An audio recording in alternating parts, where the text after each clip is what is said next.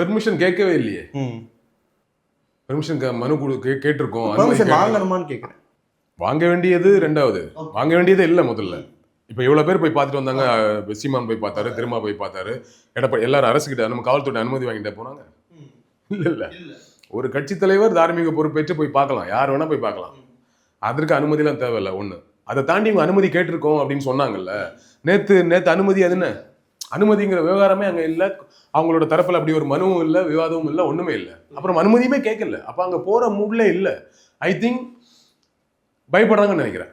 Okay, எதுக்கு பயப்படுவாங்கன்னா, நீங்கள் social மீடியாவில் எங்கள் விஜயை வந்து சைத்திட்டம் பண்ணிட்டாங்கன்னு சொல்லலாம், இல்லை விஜய் மேலே தப்பு இல்லைன்னு சொல்லலாம், விஜய் புனிதமாறோன்னு சொல்லலாம், விஜய் வானத்திலிருந்து இறங்கி வந்த தூதுவன்னு சொல்லலாம், நீங்கள் என்ன வேணால் சொல்லலாம்.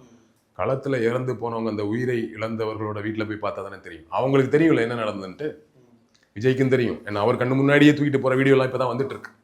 அதெல்லாம் பார்த்துட்டு தானே ஒரு மனுஷன் வந்து அந்த பேச்சையும் திறந்துட்டு அங்கேருந்து கிளம்பி போயிருக்காரு. எப்படி முடிஞ்சதுன்னு யோசிச்சு பாருங்க. எனக்கு யோசிக்கவே எனக்கு வருத்தமாக இருக்குது. அப்போது பாதிக்கப்பட்டவங்களுக்கு தெரியும் இது எதனால் நடந்ததுன்ட்டு. அப்போ நேரடியாக அங்கே போகும்போது அவங்க ரியாக்ஷன் வந்து எப்படி இருக்குன்னு சொல்ல முடியாதுல்ல. அவங்க ரியாக்ஷன் விஜய்க்கு எதிராக திரும்பிடுச்சுன்னா, பட் ஒரு அரசியல் தலைவராக அதை ஃபேஸ் பண்ணி தானே ஆகும். அவர் அரசியல் தலைவராங்கிற டவுட்டே நமக்கு வருது இல்லை. அக்டோபர் 5ஆம் தேதி முதல் உங்கள் ஜெயச்சந்திரன் இப்பொழுது மிக பிரம்மாண்டமாக கீழ்கட்டளையில்